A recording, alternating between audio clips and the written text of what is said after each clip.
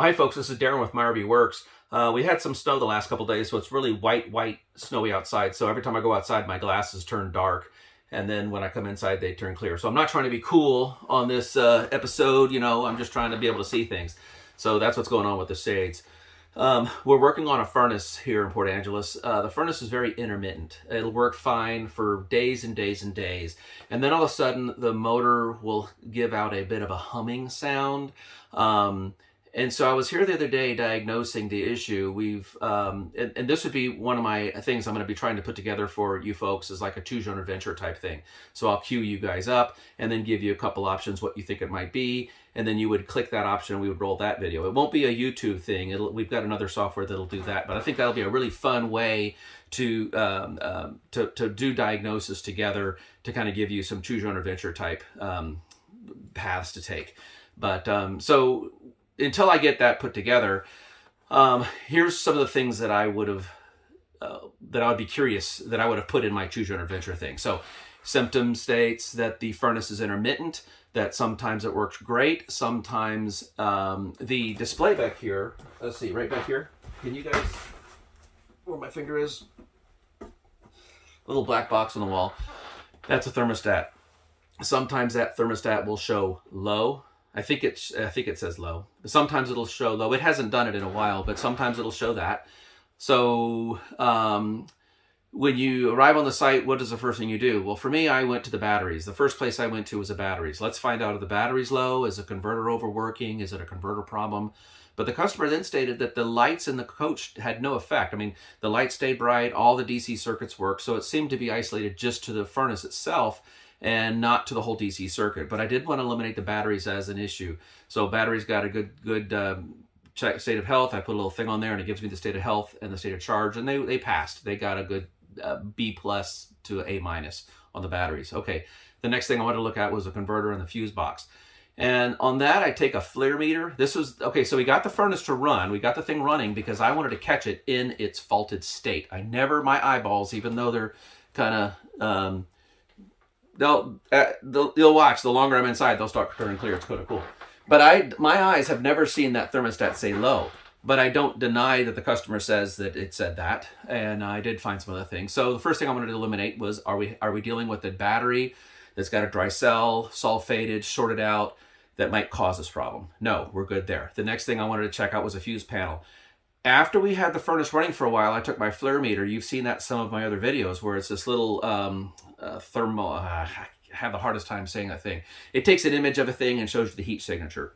And we scanned the fuse panel on that, and the fuse that fed the breaker was glowing orange in my FLIR meter, but it was hot. It was even hot to the touch. So that tells me that that furnace is working really hard to get the amps that it needs to run. So the fuse panel is fine, but the fuse itself was glowing hot. So of course we also tried it at the breaker. Now here's another thing that we found.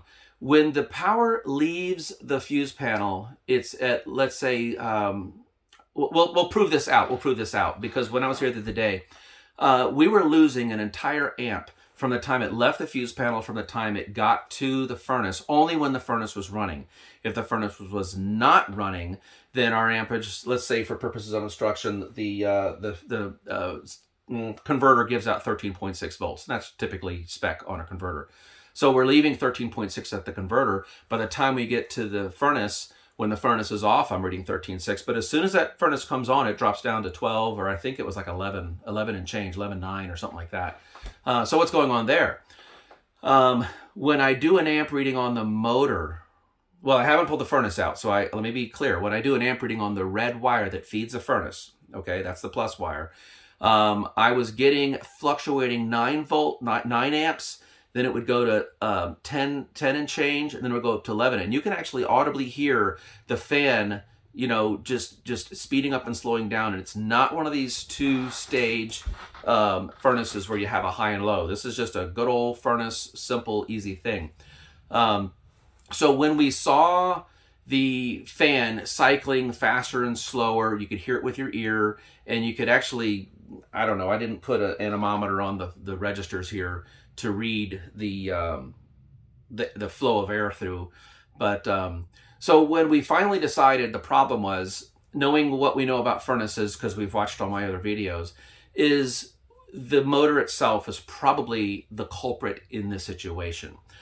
We did a video not too long ago. We were in Forks, Washington, and that motor we found out had like a flat spot in it.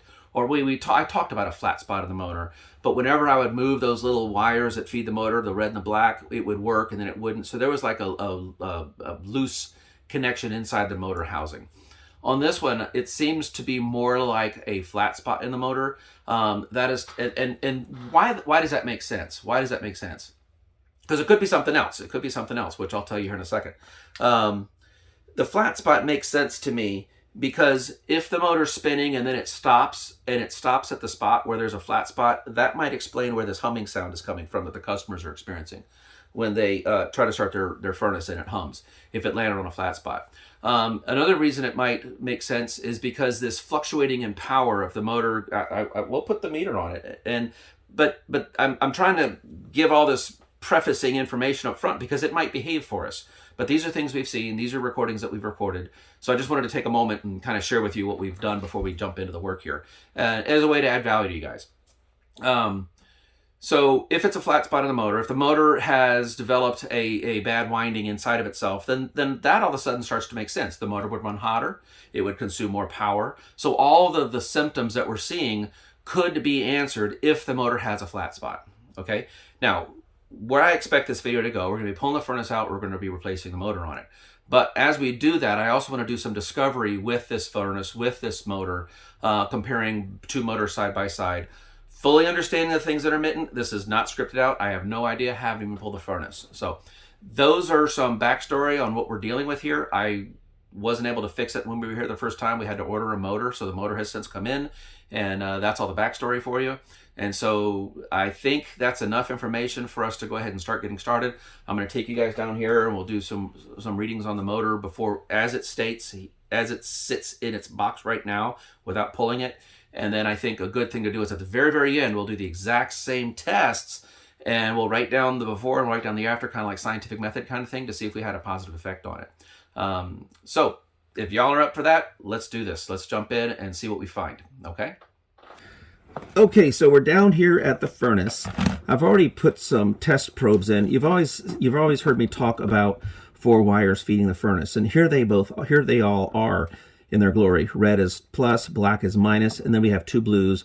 They go into the RV, get connected, and come back. Okay, they get connected either up in the ceiling panel at the thermostat or at a dedicated furnace thermostat. But that's what's going on with all these wires.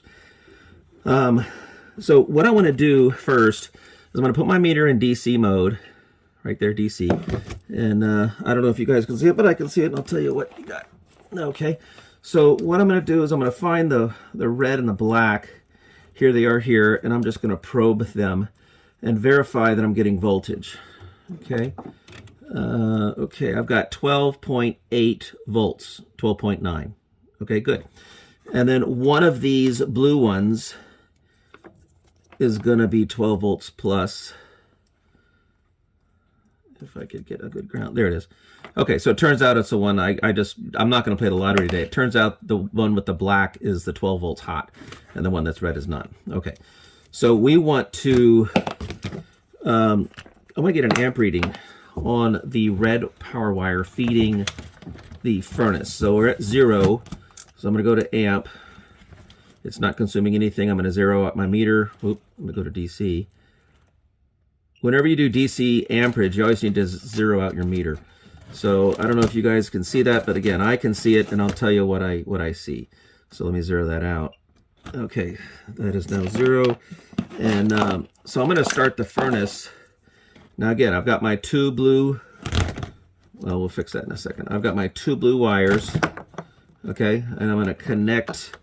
This is a test lead set that I make for you guys, and so I've got the 2 little piercing probes, and then my test lead I connect into it. Let's put that back up there.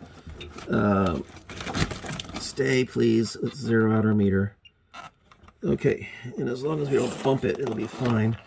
So now I'm going to take these ends and connect them together, and we're going to watch the amperage. Now a healthy motor will consume about 10 amps, so I'm at 9.7, 9.5, 9.4. 9.39. So it's the amperage is actually going down, 9.2. Okay, the furnace just started. We have ignition. I'm at 9.57, 9.56. A healthy motor is going to consume about 10 amps, so we're already half an amp low. But if we sit here for, I'm not going to burn up camera time for you guys, but we'll see this thing jump to 10. We'll see it go as high as 11 and change. And not only will you see it here on the meter, but you'll hear the fan increase speed. So I'm just going to wait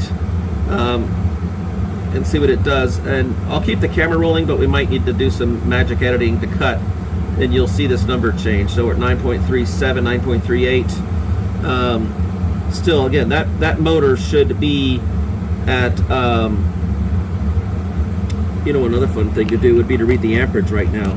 Remember what the amperage was? I don't remember it, but you guys might. Let me see, I'll untangle these wires. 9.3, see, that's low. I'm wanting to see about 10 amps right there. So I'm going to read the voltage going to it, 9.29. So that thing's just going down, down, down. So let me go back to voltage and DC voltage. I want DC. Another thing we could check is if there's an AC ripple. I'll explain that in a second. So I'm just going to tell you what I read. I'm going to read my voltage going to this. Wires. Okay, if I can get them in there. Look, guys, my volts are 9.9. Can you guys see that? So I'm at 10 volts DC. Okay, so I'm gonna break the circuit, and so I'm on voltage, not current. I don't know if you guys can see. I'm not even looking, but so I've just turned the furnace off. All the lights are flickering up above me. Oh, that's fast. Now look, it just went to 12. Did you see that? And the fan made an audible, noisier thing. Let me go back over to amperage. So you're beginning to see some of the things we're seeing here. Zeroing out my meter. I'll grab this wire here. See, now we're at 11.8, 11.86. Okay, so now let me start my furnace again. So you're beginning to see some of this intermittency in this thing. I'm going to start my furnace again by connecting this back in. And it slowed down. Now I'm at 11, I'm at 10. So as soon as I connect the fan motor, this thing starts to slow down and my amperage goes up. Well, I'm sorry, the amperage goes down. So now we have ignition again. I'm at 11.3, whereas before it was at 9 something, wasn't it? That's how much power, how many amps this thing is consuming when it's running. And I did see the lights do a weird flickering thing. They have a subtle flicker to them right now. Up in the ceiling, the lights up in the ceiling. So I'm gonna disconnect, I'm gonna take away my copper heat. We're consuming 11.6, 11.7. So all of these symptoms, to me, what I would like to do is, the one thing that everybody has in common is that motor turning. Okay? In other words, the amperage going through this is a function of the motor consuming the power. I hope that makes sense. Now, I do want to look for a thing called AC ripple. I don't know if you can see this, but there's DC wires going through the same holes as AC wires. I would wish that they would not do that. You're not supposed to run AC and DC beside each other. The DC circuit will get, it's called capacitive coupling, where the AC sine wave will start to induce itself on the DC wires. And so we don't want that to happen. And that, we see that a lot with refrigerators. There may be an appliance on inside. So I want to see if there's any AC on my DC circuit. Okay, so I'm going to take my meter off. I'm going to reconnect it. And I see right here they've got a DC and the AC. So I'm going to put my meter in AC this time, not DC. And I want to read if there's any AC ripple in my DC circuit, if that makes sense. So I'm going to go to my wires here. Oh good, the furnace stopped. So I just saw 2 amps AC. Okay, so I'm on AC in my meter, and I'm checking my DC circuit. So it's 0, but I did see it jump up to 8 a minute ago.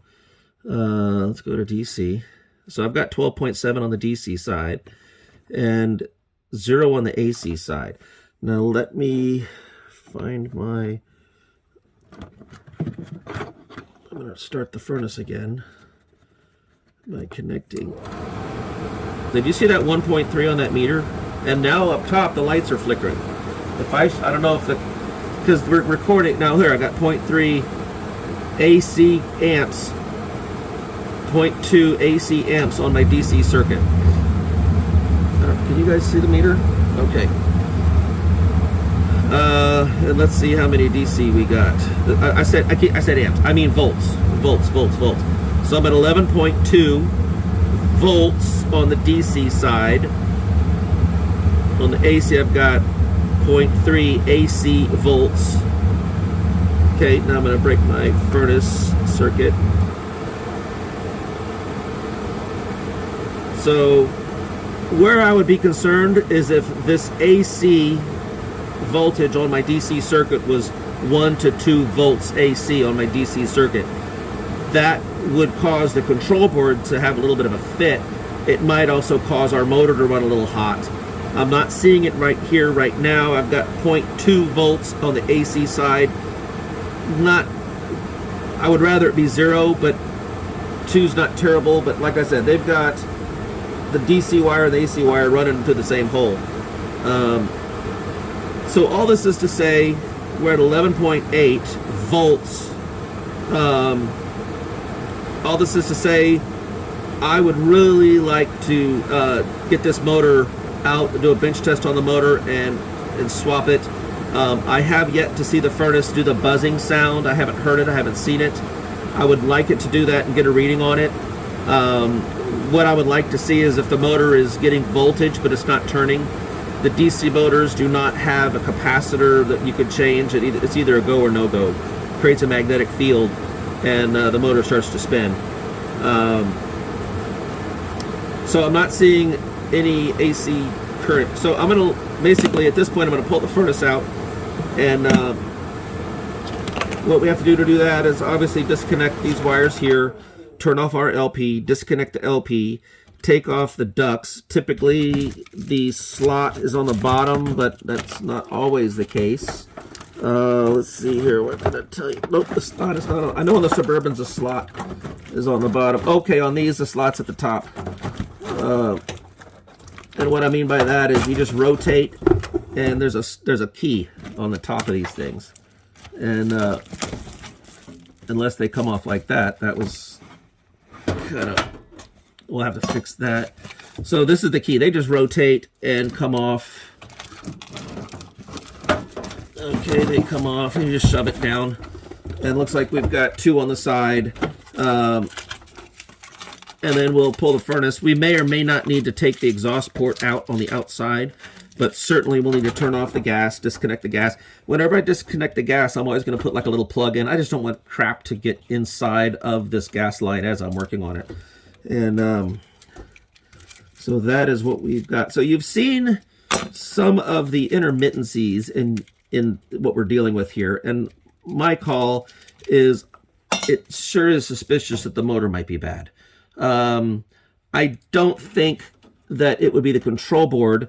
Basically, the control board has a relay on it. Could it be the control board? Possibly, but then that would mean that the relay on the control board was going bad. But I don't know that the control board would go bad as it's running. This furnace speeding up and slowing down. There's more things pointing to it being the motor than anything else. So. That's why I wanted to kind of replace the motor on this thing. Let's see. This one has a tab towards the front. So this is interesting. A note to self. This is a Dometic furnace. The Suburbans have the tabs on the bottom. Well, this whole... Okay. I'm going to go off camera, and I'm going to get these ducts off, and I'll get my wrenches and loosen this and cap it off, and then we'll pull the furnace out. That's what's next, okay? All right, so I've capped that off. We're good. I wanted to show you a trick I do. So we've got these wires. I've taken the bundles out, and what I do here is, okay, so let's look at the blue ones. I've got a solid, so it leaves the furnace as blue, but when it goes into the RV, the OEM that build the coach, they're going to be changing the wire to whatever they need it to be. So they're all different colors. There's no rhyme or reason to what colors they use. So, but whatever they are, we'll go with it. So I have a solid green, and then I've got a green with a black stripe. So what I always do is I'm going to cut that off, and then I'm going to cut this off on this side. So you see what I did? It's like it only can go back one way, okay? And I do it that way so that I don't have to wring things out on most. Well, I can't even say that because yours might be different. If we have a furnace, a dedicated furnace thermostat on the wall, it would not matter.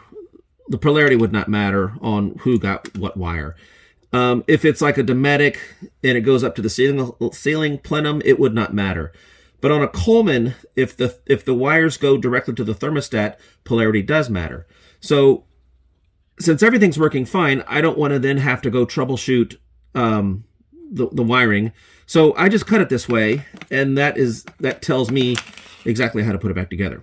Okay, so hope that works. Now one of those is going to be hot, remember? And so what I'm going to do now is I'll cut the red.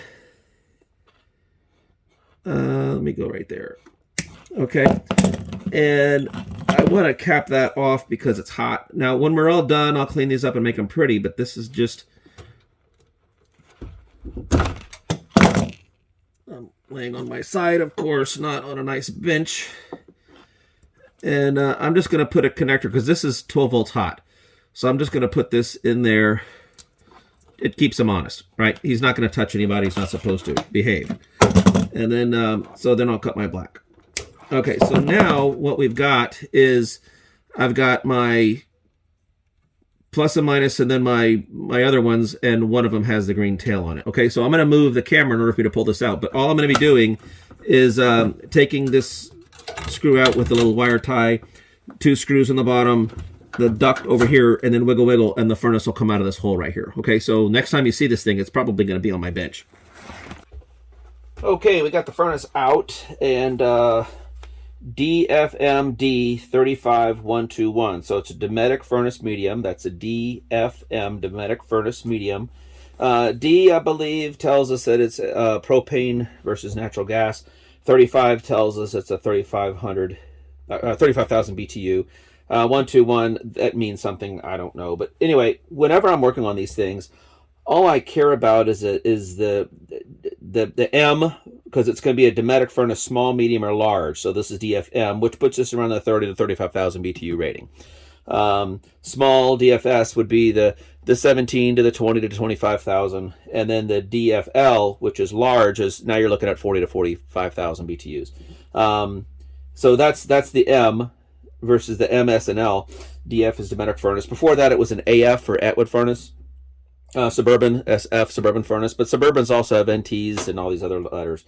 35,000. So when someone tells me that they have a DFM 35, I have an idea what I'm working on here. So there's enough on that. So what I want to do is kind of do a bench test. I want to see, now the furnace does not have the ducts connected to it, so we're not going to get the exact same results. But what I want to do is just run it here, see if I can get an amp reading on it. Okay. So our handy test lead set, thank you very much. And so let's see, we're going to connect to the plus, a battery, and I think that's all I need for that. This is something I make, it just goes in the tool bag. Love it. So now, let's see here. That's getting these. Okay, so we're going to go plus, or no, that's going to be the minus, the plus, and we're going to connect this to here, and I'm going to put that over there. And then here's my drill. I use 12 volt drills, or 12 volt tools, so here's our battery pack, and we're just going to go plus to minus, and that's going to be enough for me to run my furnace, okay? And so I've got my power supply over here, and let me get my meter ready. the first thing I would like to know is our amp draw. So you put your meter in amps, go to the DC mode, and you always have to zero your meter when you're in DC mode. It's always a good habit to put your meter at a right angle to the wire you're going to be inspecting, and then press your 0 button and then clamp it. That's usually best practice. Okay, there it is at 0. So I'm going to start my furnace because remember, I'm going to go into the village and get connected with my 2 blue wires. So when I connect these together, our furnace starts. And now I'm at 10, which is what I want. I got the -10 because my meter's going. But look, I've got 10. Now the furnace is going to go click, ticky, tick, tick, tick, tick. It's not going to ignite. I don't have any gas connected to it. He's trying to ignite. But I've got 10 here. Not the 9 or the 11 that we had when we were in the RV. So, is it a motor problem, or is there something going on with the converter in the RV? Okay, now I'm at 9. Now, is that a function of my battery being low? So, let me get a second meter.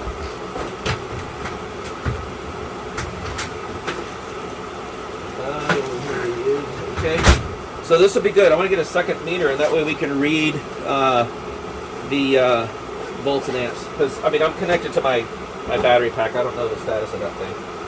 And let's get some leads.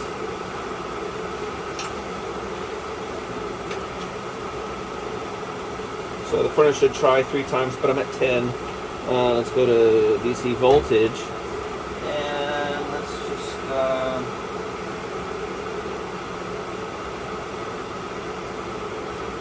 So my battery is low here.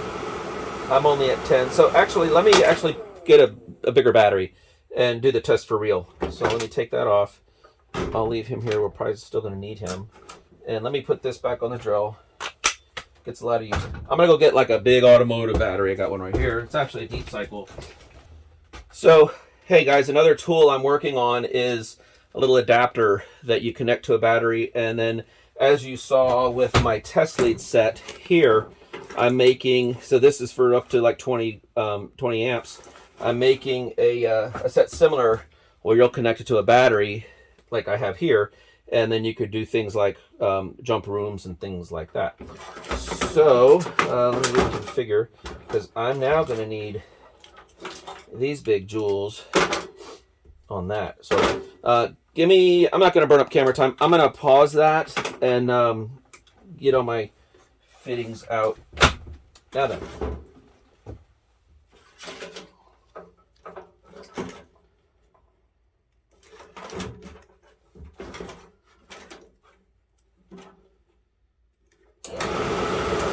Woo! Yeah, baby. All right, I can tell right now he sounds a lot healthier. So I'll tell you what. Let me disconnect. Let me get everything set up here. Okay, so I want to read the amperage and the voltage. Well, we can read voltage right now, can't we?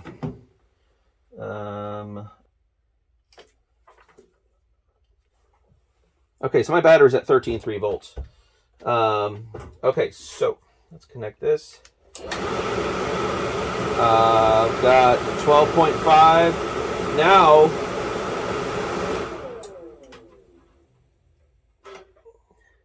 there we go. Wow, I've got 13 amps, 13.6 amps, 12 volts.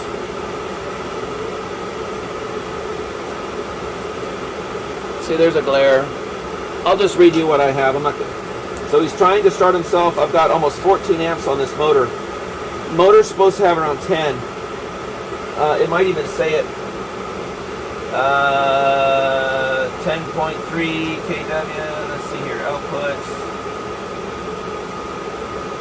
See, I'm reading on the legend here, but there's a when that came through the printer, it didn't make a nice printing job. There's like lines through it. Can't really make it out. But 13.4.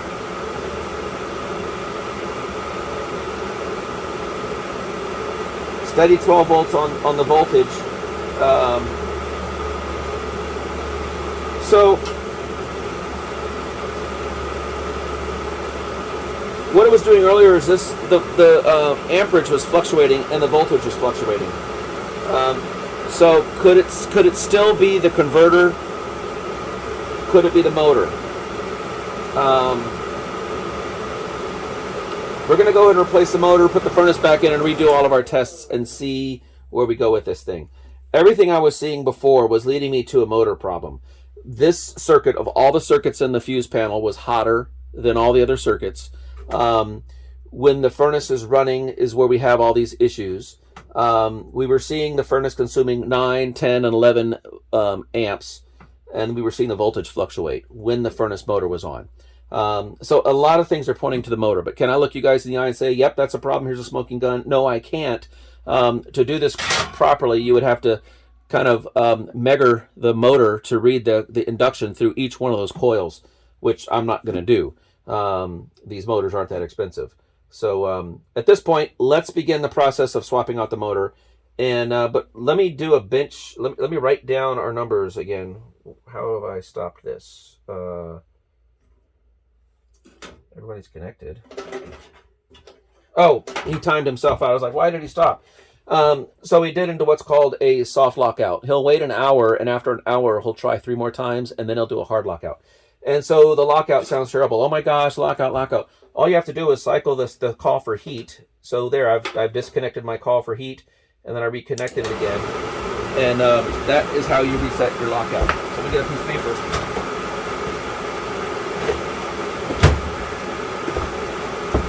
And I've got 13 amps. And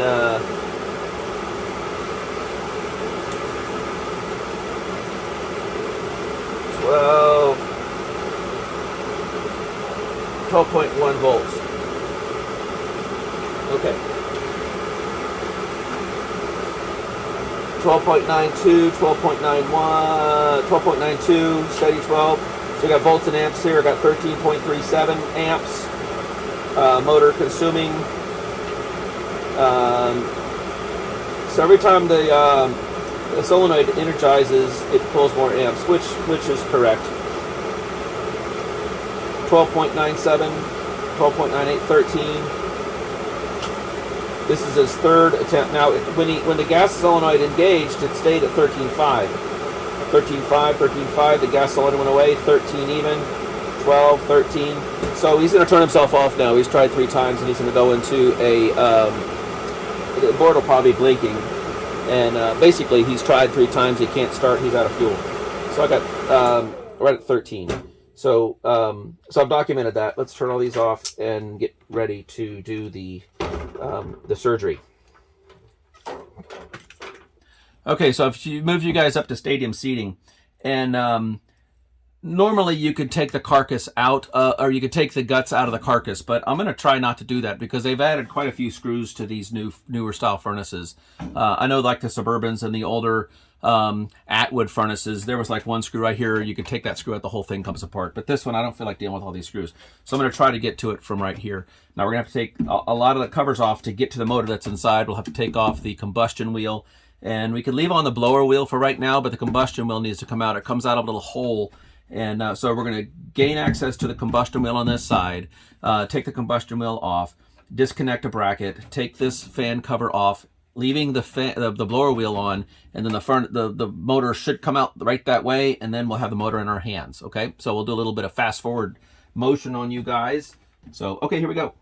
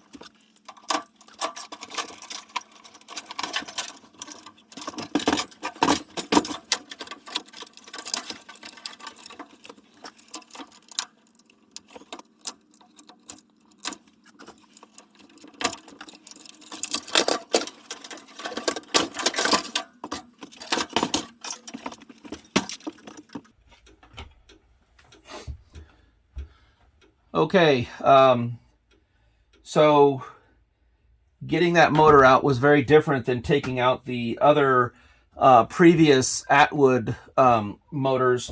The other Atwood motors, there was a bulkhead wall here, and you would have to get this blower wheel off before you could get this out. So yes, we had to fight quite a few screws to get it all apart, but it wasn't so bad compared to before. You would literally lose an hour getting this combustion wheel off sometimes. And what I had resorted to was just, when I bought a motor, buying 2 new parts. So that wasn't so bad at all. Now, what I'd like to do is run this motor. Let's see here. It should fit with this vise. If I can get the vise free. There we go. Let's put it right here. And let's just test the motor by itself. I'll reposition you guys so you can get the readings. So basically what I want to do is get an amp reading on this motor, and then here's the new motor, and let's put it together and get an amp reading on the new motor and see if there's any difference. Again, because this is so intermittent, I don't know what we're going to find out, but from all of my troubleshooting, everything was leading to an issue with the motor itself.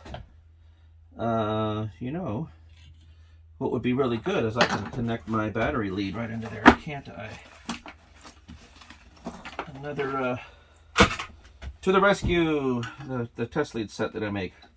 I tell you, that I'm a terrible salesperson, but this whole test lead set thing is something that I've made that I'm really proud of. So you see how it gets used so many different ways. That's the only thing I need to carry into the field with me. Okay, I'm going to grab the voltage over here because I might need to hold these. So we know the trick: hold it at a right angle, 0 our meter out to DC volts. Okay, I don't know if you guys can see it, but I can see it. So as soon as I connect this, it's going to fire off. But let's see here. So 11 point, I got basically 11 amps. Okay, no load, not pushing through furnace ducts, nothing. And like I was saying, a healthy motor is 10, so my question is, why was he pulling 9 and then 11 and all these other things? Now we went up to 11. What's changed here? Now he's at 10. So let's just remember we're at like 10 and change, went up to 11. Let's put the other motor on and see what results we get off of that. We're at 10.7, 10.6. All right. I'm just going to take my negative off. Okay.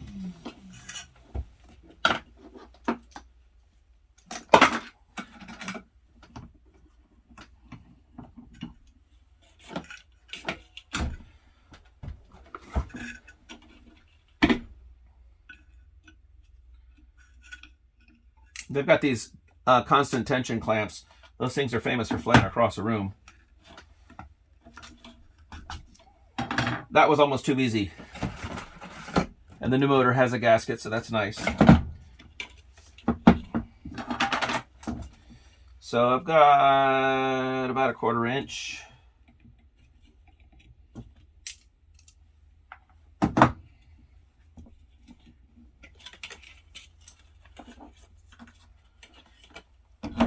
This is where, if you're not careful, you'll crack the plastic.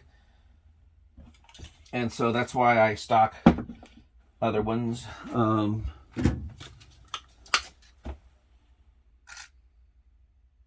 Little PB blaster squirt in there, just give it a short interval of time. See if we can't get that to help lose them. They're D shafts, so I might be able to grab this shaft and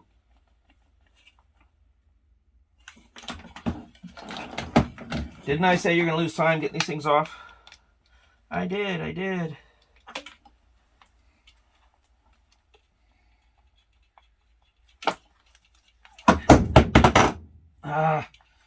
So plastic, fragile. It's basically seized on the end there, and I don't want to go too fast and get it off. So I tell you, I'm going to save everybody some camera time. I'm just going to struggle with this, but you don't need to watch me do that. I'll tell you what I find. And I can see on the bottom the PV blaster is wicking itself through. The last thing I'm going to do is be too tough and then crack this thing. Yeah, so let me just stop everybody and get this off. It might take a few minutes. Okay, it's been a few minutes, and what I found worked, guys, I'll share with you, is I took a large screwdriver and my lineman's pliers, and I went, let me put it back together just briefly, because this might help you.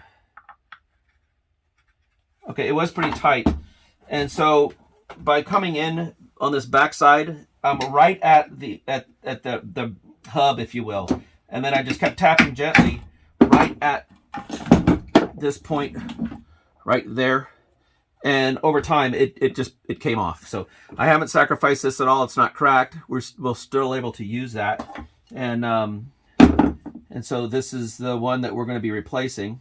Okay, and this is the new one. All right, and we're giving it our best. We're hoping that this is going to be the ultimate fix. Now what I am going to do is put a little bit of anti-seize on there. I can find it right here.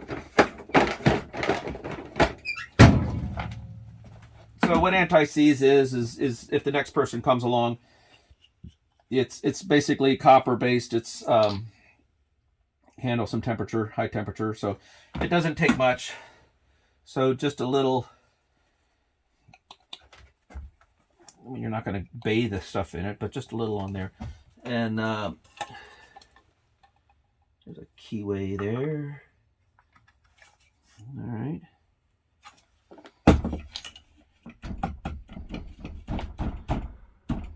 Okay, there's about our 1/4 of an inch, which is what we had before. So I'll take my constant tension clamp. I always kind of hold my hand on it, so if it goes flying off, it doesn't go anywhere. And a little bit of this stuff on this side.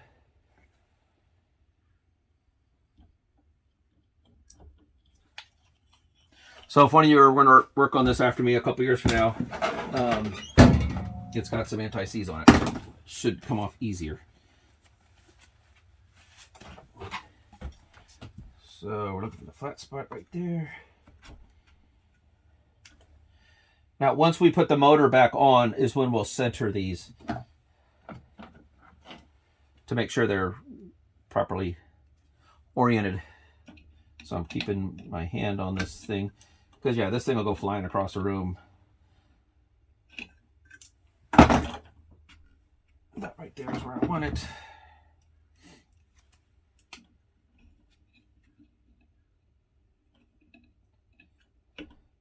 It's also good to stock some of these little constant tension clamps because sometimes if they're old, they're brittle and they'll break. So watch out for that. All right, let's do this test again.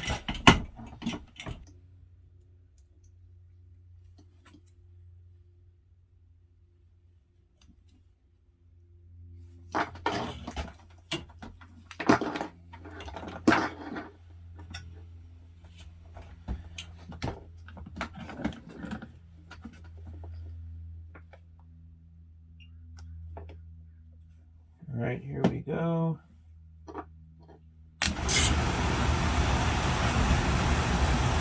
Um, 10.7, 11, 10.7, 10.6. We'll have to go back and see what the number was before. I don't remember. 10.5, and that's with no load. I would expect it to be. That's my shirt. 10.6.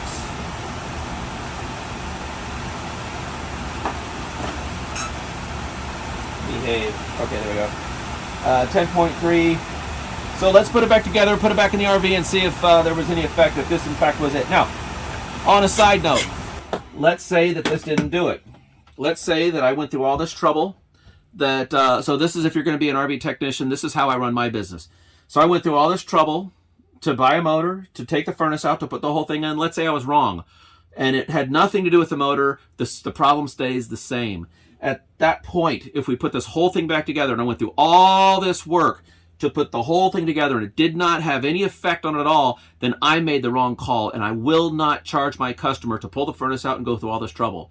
Why should my customer pay me to have made the wrong call? Okay, so I file that away as a cost of doing business. I'm in university, I'm in college, I took a semester on how to better diagnose this thing, and it makes me a better technician because I didn't eat today because I made the wrong call. But that's the way I run my business. I know there's a lot of guys that would charge anyway, but the customer is trusting me to make the right decision on this. I don't know off the top of my hand what the flat rate is to do all this, but we use flat rate for everything on these things. So the way I run my business, I'll reiterate it again. If I go through all this trouble and we put the motor back in and it has the exact same problem as before, then this whole service call and everything is no charge to the customer. It's all on me. And then we're back to square one, diagnosing what the problem might be. Is it the converter? Is it the battery? We know the batteries are good. The converter is behaving itself. So I'm hedging my entire day, my whole schedule on it being this motor. So that's the confidence that I give my customer, that he's not just throwing money at a problem because Darren guessed it was the motor and Darren was wrong. And like, okay, customer, $500 because I was wrong. So you run your business the way you want to, but that's what my customers can expect from us, from RV Works. That's how I've always done it, and that's why I will continue to do it. Now what I'm going to do is fight to get this thing back together again. We'll just hook these over on this side.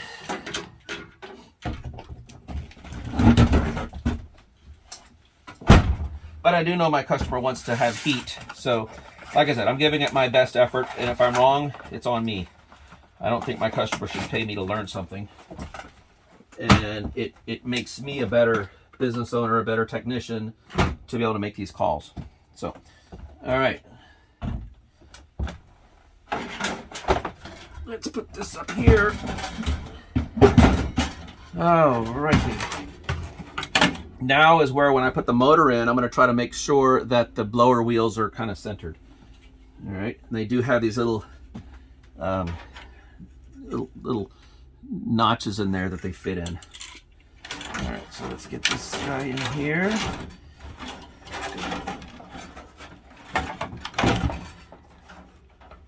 This should be an interesting video. I don't have any videos of me replacing motors on this newer style Dometic furnace where you take this off and the whole thing comes out. Okay, so now I'm looking in there. Okay, the combustion wheel's in the center, and this one's in the center. So I'm okay with where the wheels are. All right, so now we're going to spin this around. Our motor wires are going to go through here. Okay, what we'll probably do is do fast forward again, and you guys can watch me struggle to put this thing back together. All right, here we go.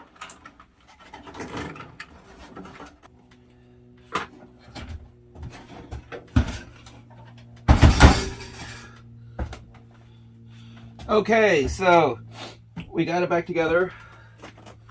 There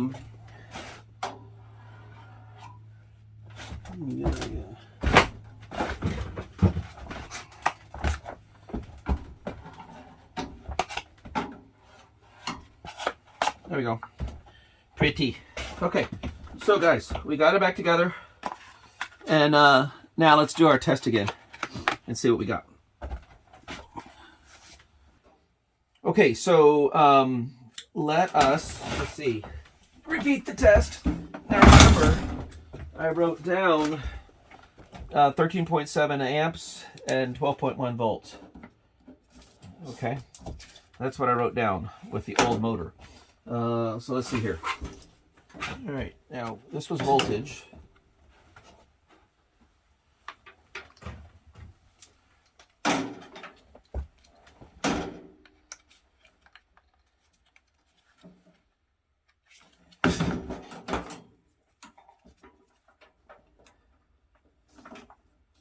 Let's go in here.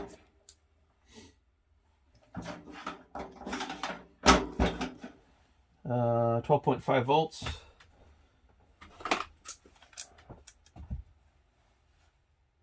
We want this one right here. Okay. All All right, let's go to DC, 0 watt our meter. Okay, meter is at 0. 12.9. Okay, 12.9 and 0. Okay, let's give it a call for heat. Call for heat here.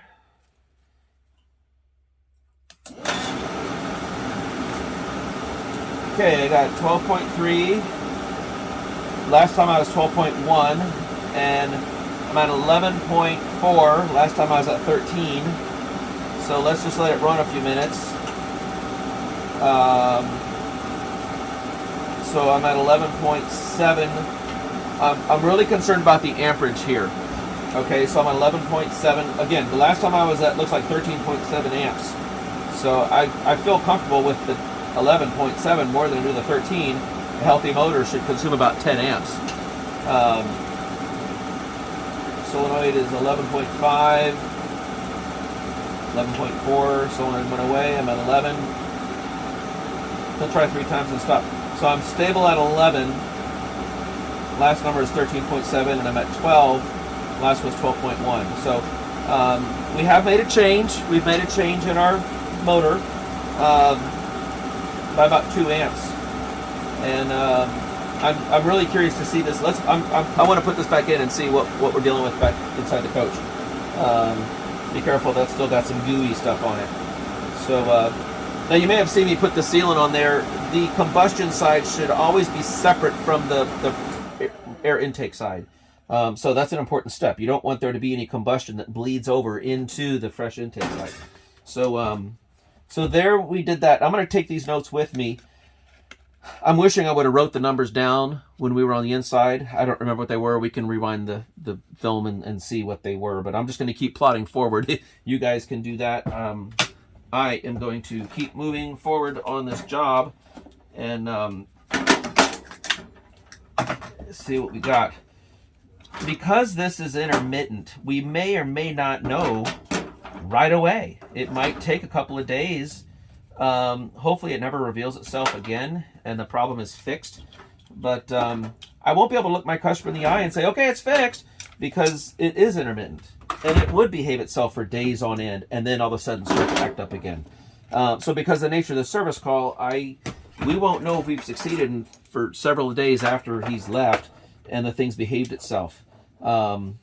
That's just the nature of this type of an intermittent type of a repair. Okay, so I'm going to put things where they go. And all right, guys, so I'm going to save your film time. I'm going to button up what I've got going on here, and I'm going to go ahead and put this back in the hole in the RV. All right, so I'll see you on the inside. Okay, so guys, we've got the gas reconnected and turned on. We've got the furnace reinstalled, the ducts on. Outside, we have the exhaust port, and I've connected everything again. Okay, so I wanted to get you guys over here for the moment of truth. I got my meters all set up. Let's see here. I'm going to do an amp and a volt. Okay, so we'll put this one on amps, and let's do this one on volts. I don't know if you guys can see that. If not, I do. And so the first thing I want to do, let me read my amperage here. Okay, I'm at 12.9 volts, 13 volts. And we know the converter's putting out about 13.6. So let's see if we could just kind of... We're almost done. So let's just see. I might need to hold those in there to make contact in there. Okay. And let's see here. So what we could do, I've got these reconnected again. So let's see here. The plus thermostat is a solid green. So I'm going to take the solid green out and let's do this. Okay, so I'm expecting the furnace to start when I do this. There we go. Okay, so we're at 10.6, 10.4. Let's get our voltage reading on these here. I've still got 10. And we have ignition. Okay, so there we are. I'm at 10.2 amps. I'm getting a... Pull that out of the way. 11.4 amps up on top here.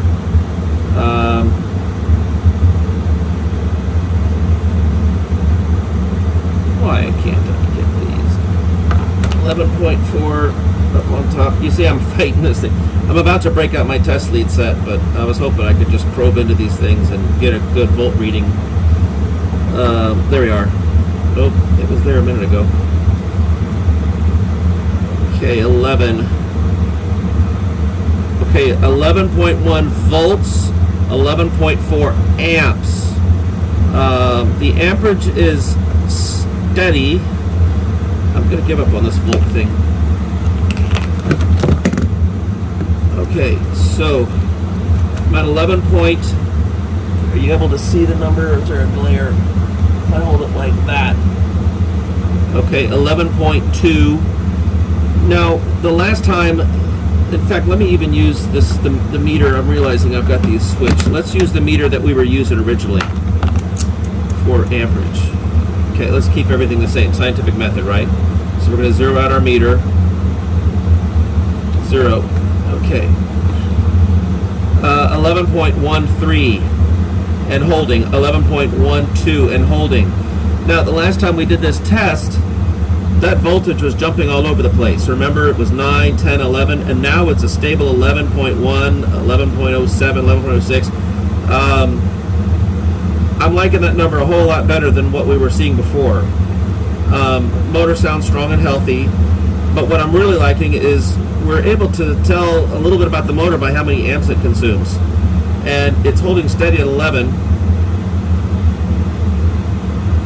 So I think at this point we'll button this thing up, let the customer run this for a few days and see if that doesn't fix it.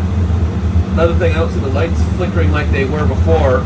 I don't know if the camera would capture the flickering. The camera is recording at what, 24 frames per second? It's like when I turn my flashlight on, it strobes. But what I'm seeing here is the motor, the fan is holding steady at 11 amps, 10.9796, whereas before this thing was all over. So I think that we'll let this roll, and I do believe we've had a positive effect on it. Let's see, the solid green was plus, so let me put this back.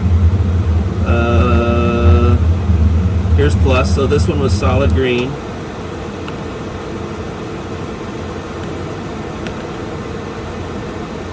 So that was me forcing the issue with the thermostat by me connecting the two blue wires. And now I'll finish up the video and maybe offer a few tips and tricks, and then we'll try it from the thermostat directly, and then I'll kind of bundle all this up and tuck it up and put the front grill back on. All right, folks, we're at the end. Remember when I put that furnace on the bench and it made this rattle sound? Well, at the factory, I pulled this out of the heat exchanger area. So when they popped that thing out, I guess they left it in there. So we're gonna let this thing run for a few days. I think that's the best thing because it's intermittent. It's not like, you know, it was broken and now we fixed it. It was working, but then there would be these strange humming sounds it was making. I'm pointing down here to the breaker panel. The fuse was glowing really hot. Right now, what I'm seeing is a steady 11 amps steady, whereas before it was fluctuating. You guys saw that too. I tried to capture that in the video. So if this was helpful, give us a thumb up, subscribe to our channel because I'm always coming out with more content like this. If you are interested in starting your own mobile RV service business, join us over on Patreon.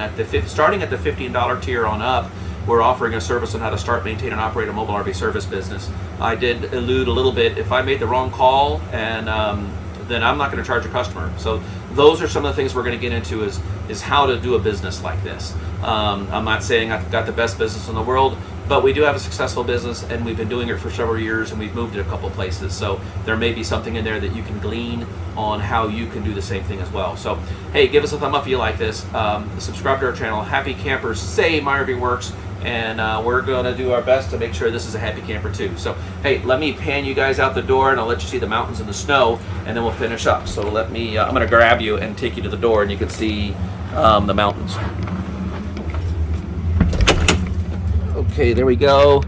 Now off in the distance up there is Mount Olympus, and this summer I'm working with a group called Trail Life, and I'm in charge of the adventures, the 14 and 17-year-old boys, and we are going to be hiking and summiting Mount Olympus this summer. So if you're in the area and you happen to be on the trail, I'd like to shake your hand. So Mount Olympus, here we come this summer. And let me go ahead and say goodbye to you guys, and we'll see you on the next video. Thanks for watching.